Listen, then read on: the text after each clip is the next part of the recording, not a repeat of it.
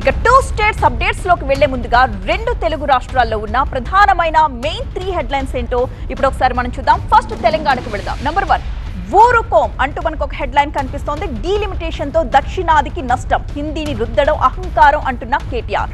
ఇక నంబర్ 2 కోటి రూపాయల నజరానా, సింగర్ రాహుల్ సిప్లిగంజ్కి కోటి రూపాయల నజరానా ప్రకటించారు సీఎం. తెలంగాణ యువతకు మార్గదర్శకుడు అని కూడా కితాబిచ్చారు. ఇక నంబర్ 3 గల్లీ గల్లీలో ఒక గుడి, పండగలకి నిధులు అడుక్కునే దుస్థితి, పాత బస్తీలో గుళ్ళు కడతామన్న బండి.